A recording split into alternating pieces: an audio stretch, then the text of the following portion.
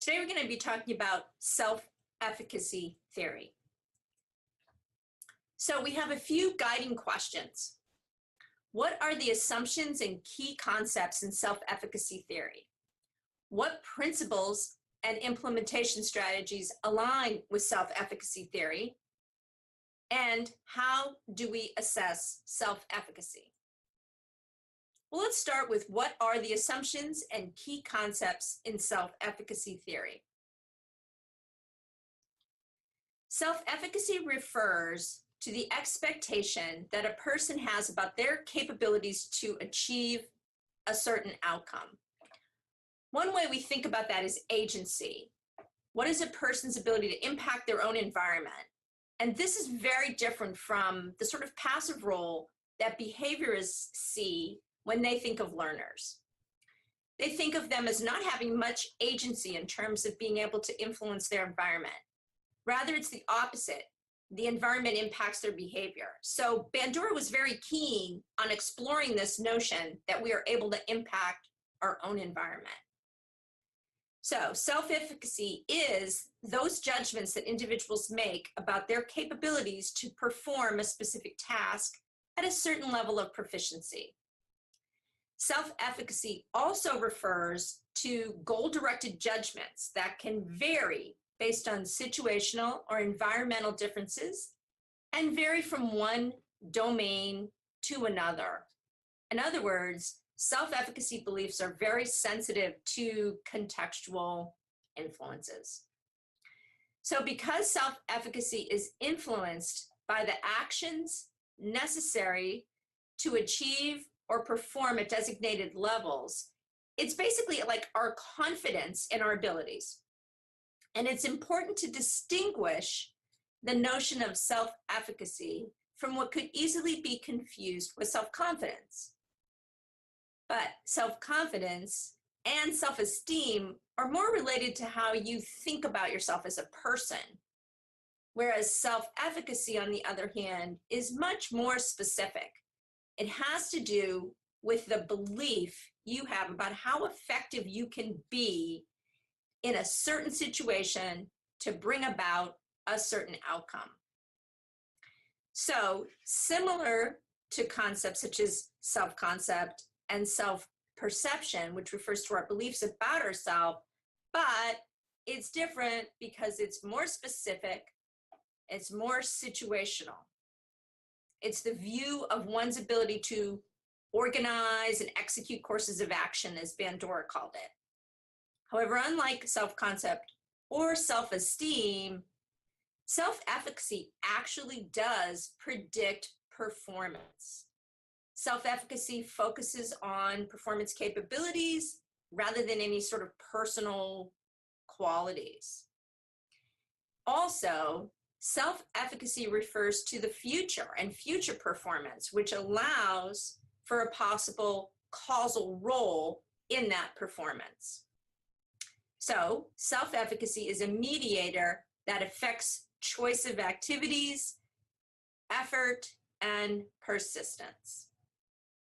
People with low self-efficacy for accomplishing a task may avoid it. Those who believe they are capable are much more likely to participate. Also recall that self-efficacy is different from expectancies, as we discussed in EVT or expectancy value theory. Expectancy outcomes, in contrast, focus on the outcome independent of an individual's capabilities. Thus, I might have high self-efficacy regarding my ability as an engineer, but I might have low efficacy outcome beliefs for being promoted because I believe my supervisor is biased, or the promotion and review process is somehow unfair. So let's talk about the influences on self-efficacy. So since self-efficacy is one of the important beliefs that we have about learning and about ourselves as learners, it's really important to know what influences self-efficacy and to give us keys about what are some of the ways to influence it in our own instruction. So we know that experience is a very critical way to develop your own notions of self-efficacy, kind of your past record of success and failure. When we observe others, we can also have a vicarious experience that informs our own sense of self-efficacy. So for example, what is the impact on your behavior if you see someone that you think is much more competent than you fail at a task that you're just about to engage in? Or if they succeed, how would that, in a different way, impact your behavior? So observations and watching other people is a key way of how these notions of self-efficacy develop in us. Also, persuasion and verbal feedback, the kinds of things that people give you, both verbally and in other ways, that are indicators about your performance on a given task. So we talked earlier about different types of feedback and how feedback can influence behavior. And one of the direct ways is that it has an impact on self-efficacy, which then influences eventual learning outcomes. Our physiology also provides important cues about self-efficacy. So for example, feelings of nervousness, nausea, or anticipation. When you think that you feel really confident that you're able to engage in a task, you get excited or maybe anxious to go ahead and show what you can do. So our body gives us these cues about how self-efficacy works. And then finally, the personal context is important. What are the results of activities that you engage in? The feedback that you get from social context and others influence your self-efficacy beliefs as a learner. So think about how prior performance affects self-efficacy in a variety of situations, like repeated and constant failure, or repeated and a constant success, repeated success with occasional feedback. All these different combinations make a decisive influence on your view of your self-efficacy for a particular task. Now, let's turn to the two different types of efficacy, individual and collective.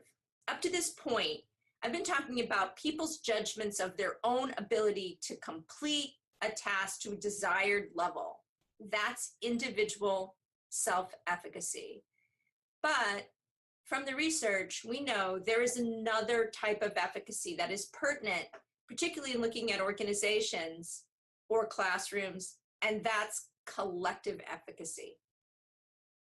Collective efficacy refers to people's beliefs about the ability of a particular group to complete a task at a desired level. So it's referring to people's beliefs about how well a group can complete a task. It's important to differentiate between the two because they're not the same. In fact, someone can have really high individual efficacy, but low collective efficacy, and vice versa. So perhaps you think that you're able to complete a specific task to a very high level of performance, but you aren't confident that your group also has that ability to do a shared task effectively. Research in these two areas is actually somewhat extensive in the field of teaching. Teachers are often asked, how confident are they in their abilities to teach their students? Well, let's say that an individual teacher has very high efficacy in his or her ability to teach their own students, but perhaps that same teacher may be less confident that all the teachers in their school can make a difference in their students' achievement level. So that same teacher might indicate low collective efficacy because he or she doesn't feel that the teachers as a whole in their school can ultimately change student achievement because there are other strong social or political or issues in the context that make shifting achievement really challenging. So in a case like that, a person may have high individual efficacy to impact their students in their classroom, but low collective efficacy that teachers in their school working together can change students' levels of achievement. Let's talk about the influence of high efficacy. Those individuals or those groups that have a high efficacy, individual or collective, they're going to choose more difficult tasks. And they're going to be willing to expend greater effort on doing those tasks. They're also going to persist longer. That means they're going to spend more time on it, and they're going to work through any challenges that they have. They're also going to be more likely to use complex learning strategies that really delve deeper into the material. They're also going to be less likely to have fear and anxiety, and fear and anxiety we know undermines learning. So again, if you have high individual or high collective efficacy, you're going to really delve into that task, you're going to stick to it, and you're going to apply yourself in ways that will likely result in a better learning outcome. And that pertains to individuals and also a group of people trying to achieve a goal together.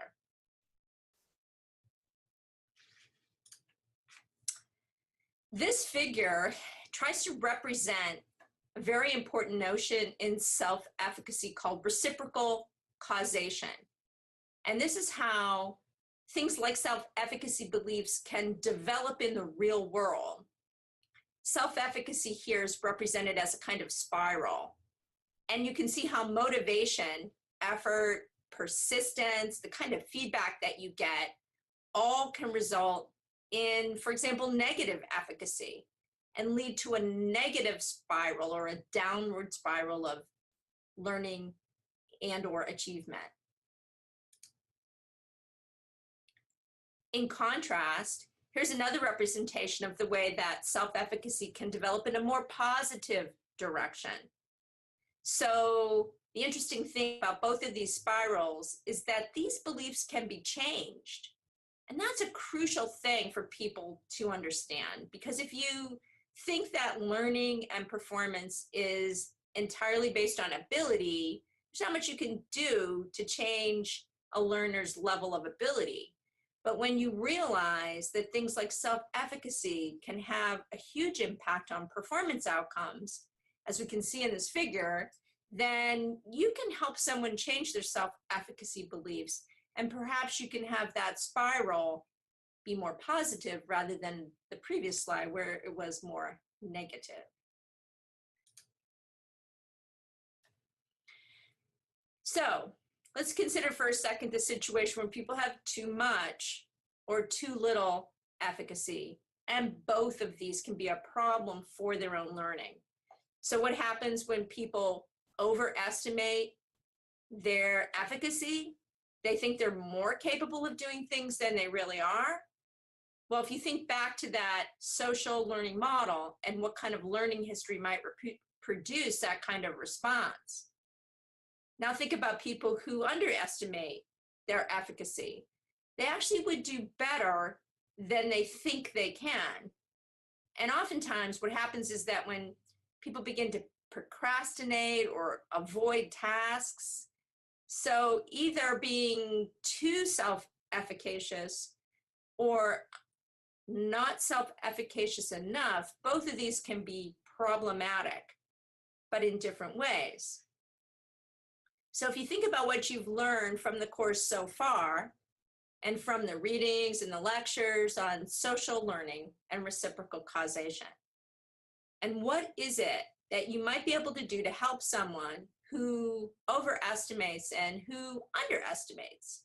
So if you think back to the model of diagnosis, what is it in the learning history that might have caused those misestimations? What's maintaining those estimations in the student's current environment? And what might we do to change the features of the environment around that person in order to increase or decrease that particular behavior? Consider what happens when someone has too little or too much efficacy, since they're both maladaptive, but in different ways. People that overestimate tend to have an inflated perception of their abilities, and that can get them into trouble in a number of ways. Then there's also the case of people who consistently underestimate their abilities, and those people, they tend to avoid, procrastinate, and that can lead to that negative spiral that we saw in one of the previous slides. So given what we've talked about up to now and some of the different learning and motivation theories, consider the ways that we may help people who fail by falling into one of these two categories. Probably the most important is the social feedback that we give to people in classes and in other learning environments. And that has to do with making sure that we focus on giving accurate feedback and focus on attributions related to effort as opposed to intelligence, and providing some good role models so that people can see others succeeding in similar situations. Okay, what principles and implement strategies are aligned with self-efficacy theory? Here are the principles that can help guide the implementation of solutions or strategies to influence self-efficacy.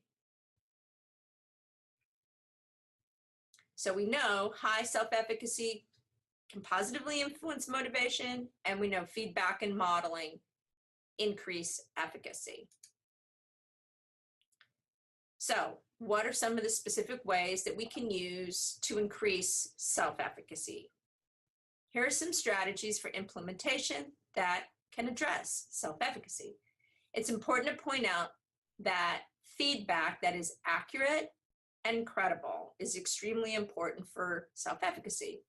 It's particularly important that feedback on performance and the clear message that performance can be improved with increasing effort.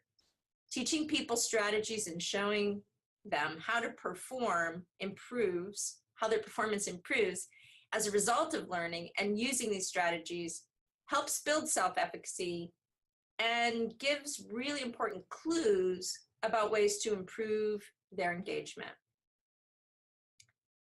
Clear feedback that they're capable of learning what is being taught is really important.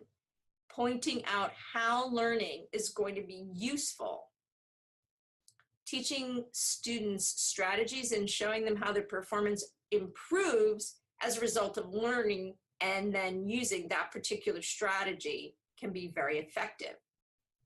That gives really important clues about ways to improve performance. Accurate, credible feedback is going to be a key to that. So again, you can really make somebody have too high a level of self-efficacy or too low just based on the kind of feedback that you provide. You have to make sure that the rewards are linked with progress and not just with completing a task, but accurate feedback on performance and the clear message that performance can be improved with increased effort, using models that build efficacy and enhance motivation. So all of these are ways of helping people change their self-efficacy beliefs. So what if we learned about the ways that might increase self-efficacy? Obviously, the biggest one is feedback, social feedback that we give to others, making it clear that people are capable of learning what they are being taught and pointing out how what they're learning might be useful to them. Teaching students learning strategies and showing how their performance has improved as a result of those particular strategies is super important. Providing accurate and credible feedback, this is probably the biggest factor. Linking rewards with progress when it's accurate, and using models that build self-efficacy and enhance motivation. Exposing students to others who have succeeded in similar tasks and models that are similar to them so that they can see what that successful performance looks like. How do we assess self-efficacy? Well, in general, assessment of self-efficacy is done through survey items using Likert skill questions, asking people about how confident they are in being able to do a certain task. It's also possible to ask these same questions in an interview and get more nuanced answers. Because self-efficacy is context-specific, a singular assessment of efficacy is not as effective as repeated assessments of their efficacy over time. So you're going to ask people, how confident are you in your ability to produce a report that they're required to produce or to perform a task that they're required to do? There's also a guide for constructing self-efficacy scales that is extremely detailed by Bandura, and it's available in your Dropbox folder.